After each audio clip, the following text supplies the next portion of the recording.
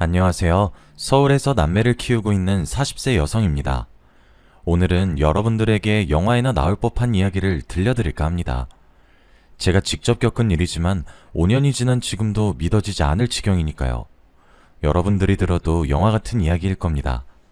저는 누군가에게 속아서 인생을 망칠 뻔한 위기를 겨우 넘겼습니다. 아무리 악질적인 사기꾼이라고 해도 최소한 인간이 지켜야 할 도리는 가지고 있는 법인데 제 인생을 파탄으로 몰고 간 장본인은 인간도 아닌 거겠죠. 사건의 발단은 결혼을 하면서부터 시작되었습니다. 제가 대학을 졸업하고 직장 생활을 하다가 아는 언니의 소개로 남편을 만나게 되었습니다. 근사한 레스토랑에서 만나긴 했지만 드라마처럼 첫눈에 반해서 불꽃 같은 연애를 시작한 것도 아니었습니다. 제가 평범한 만큼 남편의 첫인상도 평범한 남자였거든요. 하지만 남편을 소개해준 선배 언니가 주선자는 이만 가보겠다며 자리를 뜨려다가 저한테 귓속말을 했습니다. 수미야, 정길이 집안이 엄청 부자니까 확실하게 잡아야 돼. 내가 어렵게 잡은 자리니까 애프터 안 오더라도 네가 먼저 연락해야 된다고. 알겠어? 언니가 남편과 대학을 같이 다녀서 집안이 어떤지 잘 알고 있었다고 해요. 하지만 저는 시댁의 돈을 노리고 결혼하는 그런 부류가 아니라서 별 생각이 없었죠. 게다가 제가 마음에 든다고 사귀는 것도 아니니까요. 연애든 결혼이든 남녀가 같이 하는 거니까 일단은 남편 마음에 들어야 하는 거라고 생각했습니다. 제가 소탈하게 대하고 부담스럽게 굴지 않아서일까요? 간단하게 식사라고 헤어졌는데 언니가 갑자기 저한테 전화를 걸어오더라고요. 정길이는 네가 마음에 드는 눈치더라? 괜히 여자 자존심 내세우면서 튕기지 말고 만나야 된다? 정길이는 소극적이고 조용한 편이니까 적극적으로 달려들어. 알았지? 언니는 참 뭘 자꾸 달려들래. 내가 달려든다고 남자들이 다 좋아하나? 만나자고 하면 계속 만나긴 할 거야. 솔직히 마음에 안 들진 않거든. 정길씨 정말 좋은 사람 같아. 그래? 무조건 꽉 잡아야 한다. 정길이가 쑥맥이라 여자를 만나본 경험이 별로 없거든. 지금 잡아야지. 안 그러면 나중에 후회해. 언니는 나중에 잘 되면 한턱 쏘라고 몇 번이나 거듭 강조하길래 바쁜 척 전화를 끊었죠. 그렇게 좋으면 언니가 사귀지. 아무래도 의사를 만나서 팔자 피니까 저한테 오지랖을 부리는 것 같기도 했어요. 남편 잘 만나서 일도 그만두고 집에서 애 키우면서 편하게 사는 것 같다고 했거든요. 그런 언니를 부러워하니 얼떨결에 소개받은 건데 진짜로 언니 말대로 남편에게 전화가 오긴 했어요.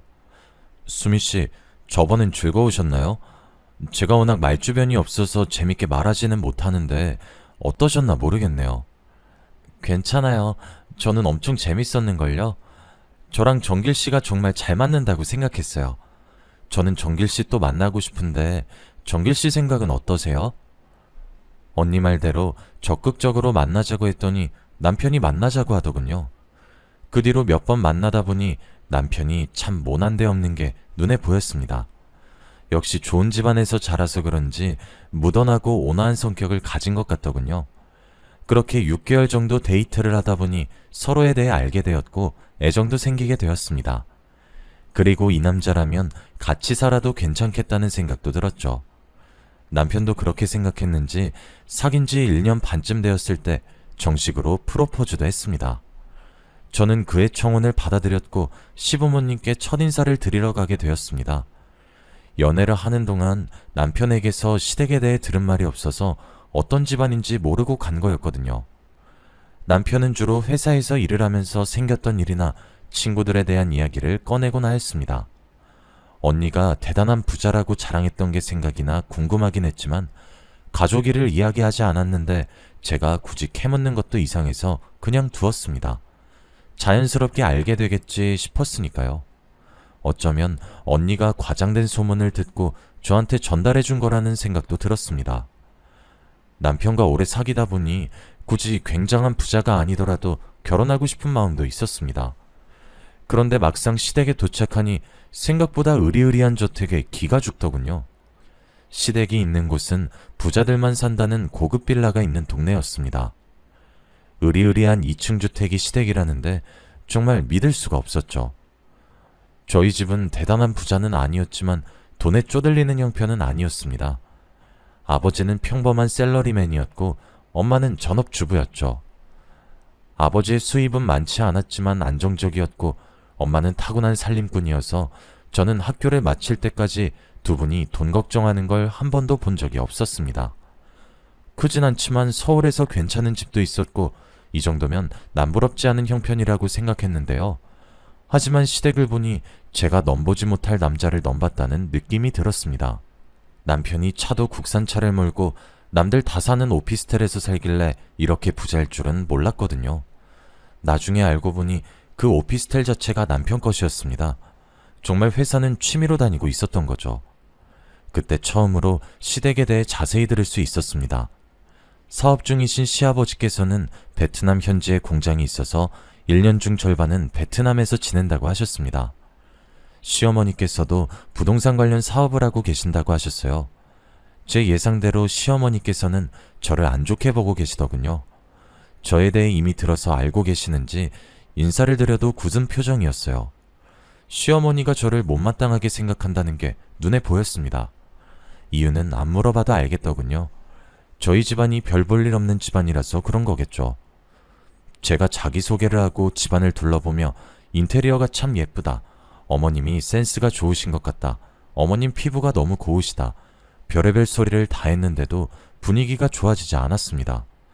결국 제가 지쳐서 입을 다물고 있으니 시어머니께서 갑자기 일어나셔서 남편을 부르더군요. 정길아, 잠깐 나 좀 보자. 한참 동안 말이 없던 시어머니께서 남편을 데리고 서재로 들어갔습니다. 그리고 방 너머로 시어머니께서 제가 들으란 듯이 큰 소리로 말씀하시는 게 보였죠. 내가 데리고 오지 말라고 했지? 넌 내 말이 말 같지도 않니? 저런 애랑 결혼하겠다며 나 참 어이가 없어서. 정길아, 정신 차리고 다시 생각해봐라. 이건 아닌 것 같다. 내가 얼른 헤어지고 땡땡그룹 막내딸이랑 선보라고 했잖아. 엄마 소원이야. 이번만 보면 내가 더 보라고 말 안 할게. 엄마, 내가 엄마가 만나보라는 여자들 다 만나보고 이러는 거잖아.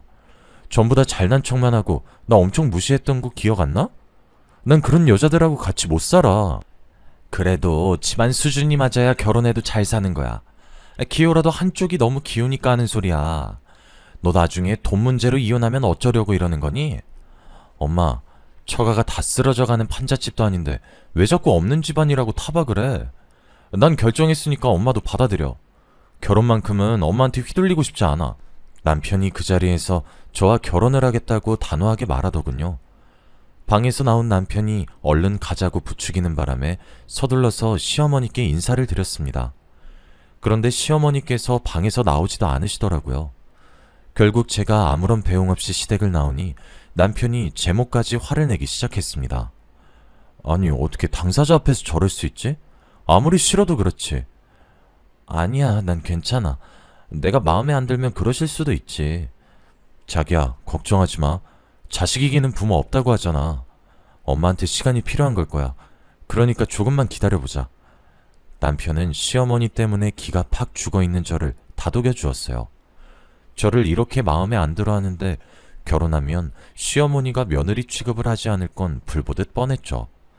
친정엄마도 제 말을 듣고 걱정을 하시더라고요. 그럼 결혼은 미루는 게 낫지 않니? 시댁이 워낙 잘 나가는 집안이라서 결혼하면 엄마에 좋지만 부잣집 사모님으로 살아온 안사돈이 너를 얼마나 하찮게 여길지 걱정이다. 에이, 아니야. 속상하셔서 그러겠지. 일단 설득되실 때까지 찾아뵙고 인사해보려고. 제 말을 듣고 친정 엄마께서 결혼은 당사자의 결합이 아니라 집안 간의 결합이라고 하시더라고요. 시댁이나 처가에 문제가 생기면 결국 이혼하게 된다는 말에 조금 흔들리긴 했어요. 며칠 동안 결혼을 무르자고 해야 하나 고민을 했죠. 그런데 도저히 포기가 되지 않았습니다. 남편이 계속 자기만 믿으라고 저를 안심시켰거든요. 처음에는 시어머니가 저를 구박하겠지만 분가해서 따로 살고 애가 생기면 차츰 저를 며느리로 인정할 수밖에 없을 거라고 했습니다. 남편도 끝까지 고집을 피우지 저도 매일 시어머니를 뵈러 인사드리러 가지. 베트남에서 돌아온 시아버지도 남편의 뜻대로 결혼을 하라고 하시니까 시어머니도 저를 며느리로 인정하게 되었어요. 그런데 시어머니께서 결혼하고 분가해서 따로 살고 있는 저를 자꾸만 시댁으로 불러서 문제였습니다. 청소해주고 밥해주는 아주머니가 있는데도 불구하고 굳이 저에게 집안일을 시키면서 꼽을 주셨죠. 그날도 집에 있는 저를 부르더니 손가락질을 하면서 지시를 내리기 시작했습니다. 여기랑 여기 좀 청소해라. 내일은 내 사업 도와주시는 분들이랑 홈파티 하기로 했으니까 준비 좀 하고. 시어머니는 사업을 하시는 분이라 발이 넓었습니다. 여러 가지 모임이 많았어요. 사업적인 모임 외에도 개인적인 모임까지. 어머님 정도라면 업체를 불러도 될 텐데 저를 부려먹을 생각뿐이었습니다. 그래서 일주일에 2~3번은 파티 준비를 해야만 했죠. 시어머니의 친구분들은 부지런하고 말 잘 듣는 며느리를 뒀다고 말했지만 시어머니는 여전히 저를 며느리라고 부르지 않았습니다. 며느리는 무슨, 그냥 돈 안 드는 가정부 하나 뒀다고 생각하고 있어. 뭐, 가정부? 예, 당사자 앞에서 말이 심하다. 맞아, 며느리가 너무 속상해하겠네. 알게 뭐야, 지가 이 말 듣고 열받아서 이혼하잔 말밖에 더 하겠어? 아무래도 시어머니께서는 제가 이혼하길 바라는 것 같았습니다. 자존심이 상해서 정말로 이혼해버릴까 싶었지만 그 사이에 아들이 생겨버려서 어쩔 수 없었습니다. 시어머니께서는 아들이 생겨도 저를 인정해주지 않아서 시어머니 구박을 덜 받으려면 몸으로 때울 수밖에 없었는데요. 그러다 참을 수 없는 순간이 찾아오고 말았죠. 도련님이 결혼을 하게 되었을 때였어요. 도련님과 남편은 7살 차이였는데요. 대학을 졸업하고 모 대기업에서 일을 하다가 시아버지께서 일을 물려주겠다고 해서 사직서를 낸 상태였습니다. 결혼식에서 그 이야기를 하시길래 저는 잠자코 듣고만 있었죠. 정수야, 정길이는 내 사업을 물려받을 생각이 없으니까 이제부터 내 밑에서 일 배워야 하는 거 알고 있지? 너라도 사업 물려받아야 우리 집안이 먹고 살 수 있다. 네, 알겠어요. 걱정하지 마세요. 도련님이 고개를 끄덕이고 있으니까 옆에서 듣고 있던 다른 사람들이 왜 장남에게 물려주지 않냐고 묻더군요. 시아버지께서는 그냥 사정이 있다고 말하고 입을 다무셨어요. 사실 남편은 성격 자체가 소심하고 대범하지 못해서 남들을 관리하는 사업가 체질이 아니었거든요. 남편도 도련님이 아버지의 사업을 물려받아서 이어가기를 원하고 있었어요. 제가 사업에 욕심나지 않냐고 물어보니까 속에 있던 말을 솔직하게 이야기해 줬습니다. 정수는 나하고 달라서 사업을 하면 크게 성공할 거야. 괜히 장남이랍시고 내가 나섰다가 회사 말아먹으면 안 되잖아. 나는 남 밑에서 월급 받으면서 사는 게 맞는 것 같기도 하고. 저로서는 아쉬웠지만 시댁에서 이미 결정한 일이라 받아들이려고 했죠. 그 뒤로 시아버지 밑에서 경영 수업을 받던 도련님은 전문 중매쟁이를 통해서 괜찮은 여성을 소개받는 것 같았습니다. 어느 날 최 여사로 알려진 전문 중매쟁이가 시댁에 오는 걸 보았거든요. 이번 며느리감은 미국에서 대학원까지 마치고 귀국해서 펀드 매니저로 일하는 아주 똑똑한 여성이에요. 여기 집안은 제철 사업을 하고 있다고 했지? 네, 그래서 사모님하고 사돈 맺으면 서로 이득을 볼 거예요. 최 여사가 시어머니께 그 여성의 사진을 보여주는 것 같았습니다. 제가 집안일을 하면서 그 모습을 지켜보다가 시어머니와 눈이 마주쳤죠. 최 여사는 집에 누가 있든 말든 신이 나서는 목소리를 높이고 있었습니다. 어때요? 인문말 따지면 아주 미스 코리아감이에요. 예쁘고 머리 좋고 대한민국에 이런 며느리감 없다니까. 최 여사가 호들갑 떠는 걸 듣고만 있었는데 시어머니께서 저를 부르더니 사진을 보여주었습니다. 네 동서될 사람이야. 어때? 엄청 예쁘시네요. 여자인 제가 봐도 반할 정도예요. 그래, 집안을 보나 악벌을 보나 너보다는 100배 낫지. 아휴, 내가 최 여사를 진작에 알았으면 큰 며느리도 집안 좋은 애로 들였을 텐데. 생판 모르는 남 앞에서 이런 수모를 주다니 저는 부끄럽고 수치스러워서 자리를 피해버렸습니다. 아무리 제가 마음에 안 들어도 면전에서 이런 말을 하다니 정말 분할 따름이었죠. 지금 그 생각만 해도 열이 받는데 도련님이 예비동서를 만나고 왔다면서 목소리를 높이길래 짜증이 났습니다. 직접 만나보니까 집안만 좋은 게 아니더라고. 얼굴도 사진 그대로고 대화도 해보니까 많이 배운 티가 나더라니까. 그러면서 그 여자가 얼마나 예쁘고 늘씬했는지 설명해주는데 정말 귀를 닫아버리고 싶었습니다. 근데 도련님한테 화를 낼 수도 없는 노릇이니 참았습니다. 딱 봐도 도련님이 예비동서에게 꽂혀버린 것 같았거든요. 그래서인지 결혼도 일사천리로 진행되었습니다. 동서가 시댁에 인사를 드리러 오자 시어머니께서 상견례를 빨리 진행하자고 할 정도였죠. 이렇게 바로요? 어머님께서 이렇게 빨리 허락해 줄지 몰랐네요. 안 그래도 제가 괜찮은 곳을 알아놨어요. 거기로 모실게요. 그래주면 나야 고맙지.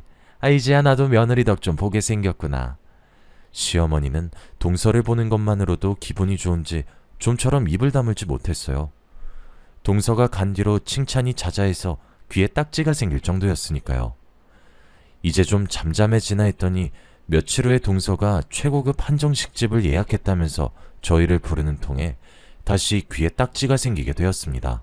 이번에는 또 얼마나 동서와 비교하실까 생각하고 있는데 시어머니께서 상견례 자리에 저도 데리고 가겠다고 선포하셨습니다. 저는 처음에는 잘못 들은 줄 알았죠. 제가요? 제가 껴야 하는 자리는 아닌 것 같은데. 어머님이 절 생각해주는 마음은 잘 알겠지만 저 말고 다른 분이 가는 게 더 나을 것 같아요. 네가 가야 느낄 게 아니냐. 우리 집안이랑 네가 얼마나 안 어울리는지. 근데 제가 괜히 가서 실수할까봐 걱정되는데. 그래, 너는 이런 식당은 처음일 테니까 각별히 조심하고 싼티 내지 마라. 네, 알겠어요, 어머님. 상견례 자리는 언제 갖기로 했나요? 시어머니와 도저히 말이 통하지 않아서 그놈의 상견례 자리가 언제인지 물어봤습니다.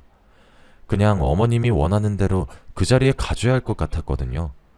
시어머니는 잘난 동서 집안과 저를 비교하면서 스트레스를 풀 게 분명했습니다. 그러면서 집안이 마음에 안 드는데 어쩔 수 없이 결혼시켰다면서 그동안 쌓인 불만을 또 이름도 잘 모르는 사람들에게 술술 풀어놓겠죠. 당연히 제 예상대로 행동하셨습니다. 그 사람들도 참 웃긴 게 시어머니가 하는 말을 웃으면서 넘어가더라고요. 결국 저만 수치스럽게 그 순간을 견뎌냈습니다. 상견례 자리가 끝날 무렵 그제야 잡담이 끝나고 결혼에 대한 이야기가 나오기 시작했습니다. 그 중에서 신혼집에 대해 잠깐 언급하길래 주의 깊게 듣고 있었죠. 그나저나 신혼집은 어디에 구하셨어요? 벌써 괜찮은 아파트 하나 구해놨으니 걱정 안 하셔도 됩니다. 배려해 주셔서 감사합니다. 신혼집 규모에 맞게 살림살이는 제게 준비하도록 할게요. 상견례가 끝나고 헤어지는 길에 동서가 시어머니께 식당이 마음에 드냐고 묻더군요. 분위기 좋고 참 마음에 든다. 넌 식당 하나를 골라도 안목이 있구나. 큰애하고는 달라도 너무 다르네. 상견례 자리가 끝나는 순간까지 시어머니께서 저를 걸고 넘어지셨습니다. 도련님이 결혼한 뒤에도 문제였죠. 동서가 시댁에 자주 들락거렸거든요. 저는 시어머니의 전속 파출부나 마찬가지였지만 동서를 대하는 시어머니의 태도는 전혀 달랐습니다. 동서는 손에 물 한 방울 묻히지 않았지만 저는 손에 물 마를 일이 없었습니다. 시댁에서의 제 위치를 눈치챈 동서도 시어머니처럼 저를 무시하면서 함부로 대했어요. 저보다 한참이나 어렸지만 슬쩍 반말을 하기도 했습니다. 시어머니는 무슨 일이든 돈 많고 잘 나가는 동서 편만 들고 제 말은 듣지도 않았어요. 명절이 되어서 선물을 사와도 시어머니는 제가 사온 건 쳐다보지도 않았고 동서가 사온 건 뭐든지 귀하고 좋은 거라고 자랑을 늘어놓았죠. 그것 때문에 도련님과 남편이 말다툼을 하기도 했습니다. 그날은 명절날이었는데요. 오랜만에 식구들이 모여서 식사를 마치고 디저트를 먹으며 대화를 하고 있었습니다. 하지만 저는 주방에서 혼자 설거지를 해야 했죠. 그때 남편이 동서에게 한마디 하기 시작했습니다. 재수씨, 정말 너무한 거 아니에요? 너무하다뇨? 뭐가요? 손이 동서는 쉬지도 못하고 설거지하는데 재수씨는 가만히 앉아있잖아요. 그건 어머님이 쉬라고 해서 그런 거예요. 내가 그동안 말은 안 했지만 재수씨가 동서 무시하고 깔본다는 거 다 알고 있어요. 앞으로는 그러지 않았으면 합니다. 일이 여기서 끝났으면 좋겠지만 이 말을 듣고 서방님이 신경질을 내더라고요. 형, 괜히 시비 걸지 마. 형수가 안쓰러우면 형이 나가서 도와주면 되겠네. 뭐? 형이 나가서 도와주면 되겠네? 너 전부터 느낀 건데 형이 말하는 건 우스워? 형이 우습냐고! 내가 언제 형이 우습다고 했어. 괜히 내 와이프한테 뭐라 하니까 이러는 거지. 둘의 언성이 높아지자 방에 있던 시어머니께서 나와 보시더군요. 제가 그만하라고 말려봐도 도련님과 남편의 갈등이 깊어져 갔습니다. 급격하게 둘의 사이가 나빠지자 시어머니께서 저를 나무라셨습니다. 저보고 둘 사이에 껴서 이간질하지 말라는 거 있죠. 제가 그런 적 없다고 해명해봐도 믿지 않으셨습니다. 그러다 몇 달 후 시어머니 생신이 다가오자 동서가 고급 명품 가방을 사들고 와서는 온갖 아양을 다 떨었습니다. 어머님, 곧 생신이시죠?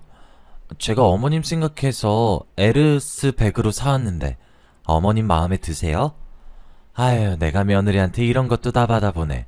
샀으면 내가 샀지. 이런 선물 받아본 적이 없어. 어머, 형님은 어머님께 명품 선물 한 번도 안 해봤어요? 아유, 말도 마라.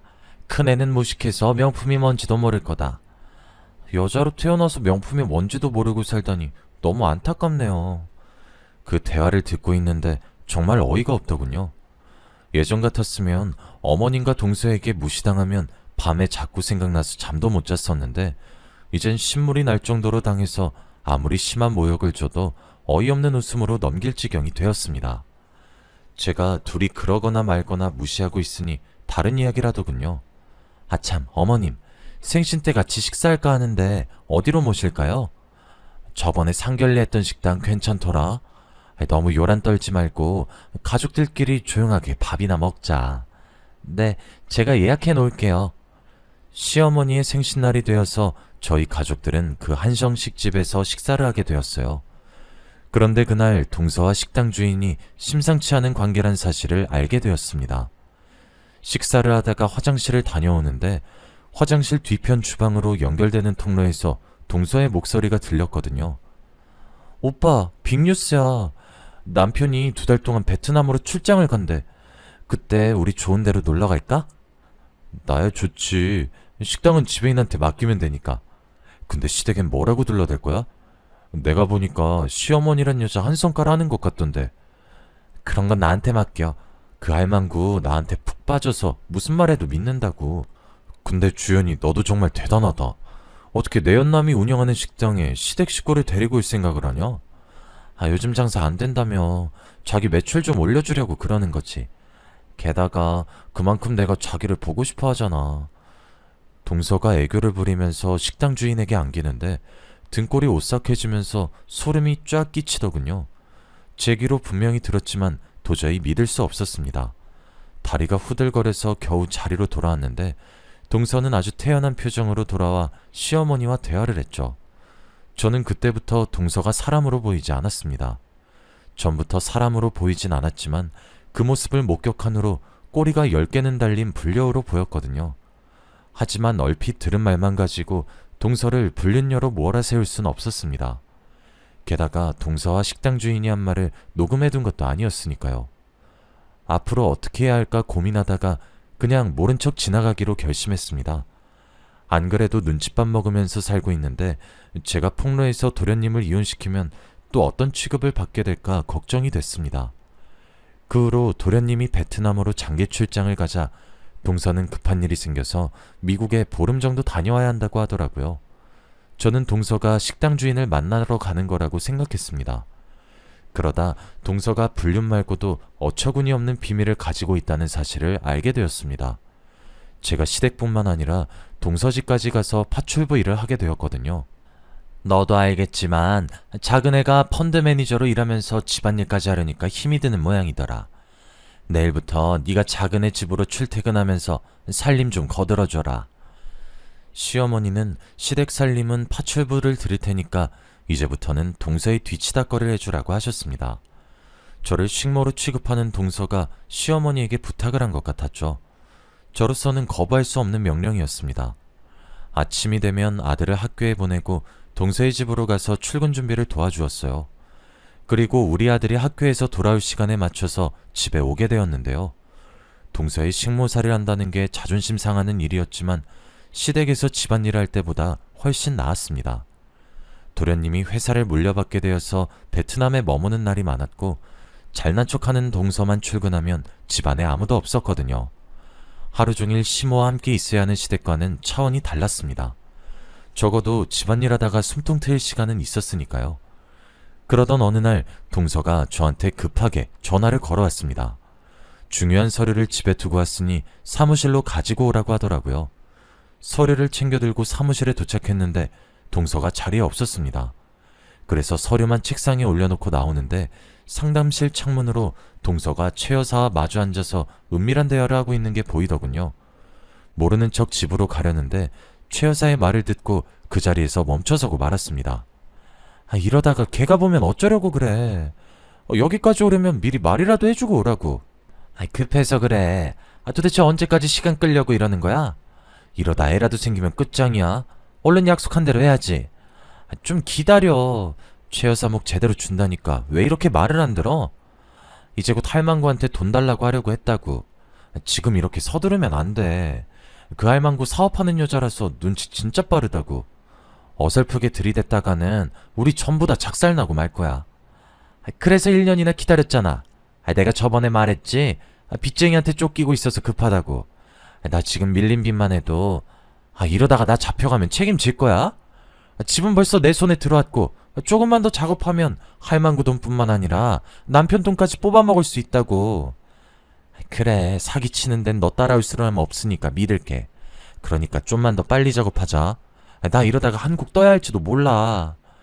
가만히 몸을 숙이고 최 여사와 동서가 하는 대화를 듣다가 놀라서 소리를 지를 뻔했습니다. 동서가 분명 부잣집 외동딸의 해외 유학파라고 했는데 전부 거짓말이었더군요. 최 여사는 시댁재산을 노리고 계획적으로 동서를 소개했던 겁니다. 상견례장에서 만난 동서의 부모는 대역인 것 같았어요. 명절날에 모인 걸 생각해서 대역을 또 부르자고 이야기하더라고요. 더 끔찍한 일은 동서의 작전이 이미 시작된 것이었습니다. 동서는 서방님을 꼬드겨서 아파트 명의를 자기 앞으로 바꿔놓았어요. 다음 목표로 시어머니를 노리고 있었던 거죠. 제가 동서와 최 여사 눈을 피해 급히 동서의 집으로 돌아왔습니다. 아무리 저를 구박하고 막대해도 시댁이 사기꾼 같은 동서한테 당하는 꼴은 볼 수 없었죠. 시댁이 알거지가 되면 저한테도 피해가 올 테니까요. 우선 동서의 집을 뒤져서 동서가 꾸미는 짓에 대한 증거들을 찾아보았습니다.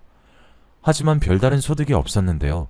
며칠 동안 이걸 어떻게 해야 하나 고민하고 있을 무렵 제가 들었던 대로 동서가 시어머니에게 투자를 하라고 요구하더라고요. 당연히 시어머니께서 웬 투자냐고 물어보셨습니다. 어머님, 저를 펀드 매니저로 키워주신 분이 독립해서 투자회사를 차린다고 하더라고요. 저와 같이 운영하자고 하는데 워낙 이런 계통이 뛰어난 분이라 믿음이 가서 어머님 생각이 났어요. 저를 믿고 그 회사에 투자 한번 해보세요. 네가 회사를 차린다고? 그럼 우리 둘째 며느리 대표님 되는 거냐? 그래, 네가 하는 거면 믿음이 가지. 얼마나 넣으면 되냐? 많이 넣는 만큼 지분을 가지고 가는 거니까 한 10억 정도 넣으시면 적당할 것 같아요. 10억? 알았다. 네 말대로 하마. 동서의 말만 믿고 시어머니는 10억이라는 거액을 투자하려고 하는 것 같았습니다. 그 뒤로 동서는 투자라는 명목으로 시어머니의 재산을 야금야금 빼돌리기 시작했어요. 이러다가 돈이 없어지면 제 남편한테 돈을 달라고 할까봐 시어머니께 동서를 조심하라고 말해보았습니다. 어머님, 동서가 설립한다는 회사 어떤 계획이 있는지는 알아보셔야죠. 펀드 투자라는 게 워낙 위험하잖아요. 예, 네가 펀드 내봤니? 펀드가 뭔진 알고 말하는 거야? 돈도 없는 주제에 동서 샘나서 일어나 본데 내가 하는 일에 참견할 생각하지 말고 네 앞가림이나 잘해. 시어머니가 이런 식으로 귀를 닫아버리니 어쩔 수 없이 직접 나서야 했습니다. 사기꾼 동서에게 계속 속고 있다가는 집안이 거덜날 것 같았으니까요. 그래서 저는 동서의 집안일을 계속해서 도와주면서 몰래 핸드폰 비밀번호를 훔쳐보려고 했습니다. 겨우겨우 비밀번호를 알아내 몰래 핸드폰을 들여다보던 그날 엄청난 사실을 목격하고 말았습니다. 동서의 휴대폰에는 도련님이 베트남 출장을 갔을 때 내연남인 식당 주인과 제주도로 여행을 갔던 사진들이 남아 있었습니다. 사진첩에는 지웠지만 메시지 대화 내용에는 버젓이 올라가 있더군요. 게다가 눈뜨고 볼 수 없는 동영상이 하나 있었습니다. 동서와 내연남이 같이 밤을 보내는 모습이었죠. 기다리고 기다리던 불륜 증거를 손에 쥐게 되자 속으로 쾌재를 불렀습니다. 바로 시어머니께 달려가려고 하다가 다른 방법을 생각해냈죠. 저는 먼저 한정식 집으로 가서 동서의 내연남을 만나러 갔습니다. 제 예상대로 내연남 손에 결혼 반지가 껴져 있더군요. 유부남이었는데 뻔뻔하게 유부녀랑 바람을 피다뇨. 제가 영상을 보여주면서 당신이 결혼한 것도 다 알고 있다고 말하자 대번에 얼굴이 굳어졌습니다. 그럼 우리 협상합시다. 제 집사람에게 비밀로 하겠다고 약속하면 그 여자가 어떤 년인지 전부 말해줄게요. 당연히 저는 그 조건을 받아들였습니다. 그리고 동서가 얼마나 쓰레기 같은 여자인지 녹음을 해두었죠. 동서는 대단한 전력을 가진 여자였습니다. 해외 유학은커녕 고등학교 졸업이 최종 학력이었고 학창시절부터 남자들과 어울려 다니면서 자유분방하게 살았더군요. 성인이 된 뒤에도 반반한 얼굴로 돈 있는 남자들을 유혹하며 재산을 뜯어냈다고 합니다. 식당 주인과는 5년 전에 알바를 하면서 사귀게 되었고 도련님 집안이 좋다는 걸 서빙을 하면서 엿듣게 되었다고 하네요. 가장 충격적인 사실은 식당 주인 말고 다른 내연남이 있었으며 파혼을 2번이나 했다는 것이었습니다. 2번이나 파혼한 것도 동서의 불륜 때문이었겠죠. 동서는 또 다른 물줄을 찾다가 중매쟁이 최 여사와 인연이 닿았고 둘은 식당에서 받은 시댁을 먹잇감으로 정했다고 합니다. 저는 이 모든 걸 녹음해두고 시어머니를 찾아갔는데요. 녹음본을 들은 시어머니 얼굴에서 핏기가 점점 사라져가는 게 보였습니다. 며느리와 식당 주인과의 불륜 동영상까지 보여주니 시어머니께서 손에 잡히는 대로 집어던지며 분노하시기 시작했죠. 이런 발칙한 년 같으니 갈아 마셔도 시원치 않은 년. 절대 용서 못해. 어디야? 그 년 어디 갔어? 네가 앞장서. 당장 가서 내 돈 다 뱉어내라고 할 거니까. 그렇게 시어머니와 제가 동서의 사무실로 달려가게 되었습니다. 그곳에는 동서와 최 여사 그리고 부동산 중개인이 나란히 앉아서 히히덕거리고 있었죠. 웬만큼 돈을 챙긴 동서는 아파트를 팔아치우고 도망칠 작정을 하고 있었습니다. 시어머니께서 둘이 하는 대화를 잠자코 듣고 있다가 갑자기 문을 박차고 소리치셨습니다. 뭐? 아파트를 팔아치워? 이제 너 죽고 나 죽자. 네가 나한테 사기를 치고도 무사할 줄 알았어? 동서와 최 여사가 시어머니를 보자마자 도망을 치려고 했지만 제가 동서의 머리채를 꽉 잡아버렸죠. 이거 놔! 이거 놓으라고! 어딜 도망치려고 들어? 해외 유학파의 갑부집 딸이라고 노예 취급하더니 꼴 좋다? 뭐래 이 가짜는 게? 이거 안 나? 뭐 가짜는 거? 가짜는 건 너지. 대학도 안 나온 가난한 년이 어디서? 제가 참아왔던 분노를 터뜨리면서 동서의 머리채를 잡고 흔들었습니다. 정신을 차려보니 그 모습을 지켜보던 시어머니께서 어쩔 줄 몰라 하면서 겁에 질려 있더군요. 시어머니께서 놀라는 게 당연했습니다. 제가 이러는 걸 처음 보셨을 테니까요. 동서도 이런 제가 무서웠는지 벌벌 떨면서 소리쳤습니다. 제가 가져간 돈은 전부 돌려드릴게요. 그러면 되잖아요. 제발 이것 좀 놔주세요. 돈만 돌려주면 끝날 줄 알아? 어림도 없어. 너 같은 쓰레기는 콩밥 먹어야 돼. 제가 경찰에 신고한 후로 경찰이 올 때까지 동서의 머리채를 붙잡고 있었습니다. 물론 몸으로 문을 막아 최 여사도 도망치지 못하게 했죠. 경찰서로 넘겨진 동서는 이혼을 당하고 위자료를 물어야 했습니다. 그 후로 저는 시어머니께 위임을 받아서 동서와 최 여사를 사기죄로 고발했죠. 동서와 최 여사는 경찰서에서 조사를 받아야 했고 제가 찾아낸 증거만으로 둘 다 구속되어서 재판을 받게 되었습니다. 그 결과 30억에 달하는 금액을 되찾게 되자 시어머니의 태도가 달라졌습니다. 갑자기 저를 보자고 하더니 집으로 부르더니 제 손을 꼭 잡더군요. 얘야, 미안하다. 네가 우리 집안을 살렸구나. 내가 잘못했다. 그동안 모질게 대한 거 용서해다오. 그 모습을 지켜보던 남편이 시어머니를 나무라기도 하였습니다. 엄마, 이렇게 사과하면 끝이야?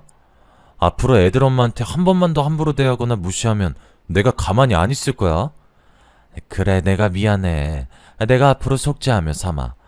내가 못 사는 집안이라고 너무 무시했어. 네 말대로 집안이다가 아닌데. 그동안의 행동이 부끄러웠는지 시어머니의 얼굴이 발갛게 달아올라 있었습니다. 시어머니 입에서 그런 말이 나올 줄 몰랐는데 이렇게 직접 듣게 됐네요. 지금은 어머님이 차마 저를 부르지도 못하고 어쩌다 가족 행사 때 보게 되면 쭈뼛거리며 눈인사를 나누는 사이가 되었습니다. 어색한 사이가 되어버렸지만 예전에 무시당했던 사이보단 훨씬 좋은 것 같네요. 저한테 이런 일이 생길 줄 몰랐는데 지금 생각해봐도 꿈만 같아서 이렇게 사연으로 보내봅니다. 여러분도 살기 힘들고 팍팍해질 때마다 저와 같은 사람도 전화위복을 경험했다는 사실을 기억해 주시길 바랍니다. 여기까지 사연 읽어주셔서 감사합니다.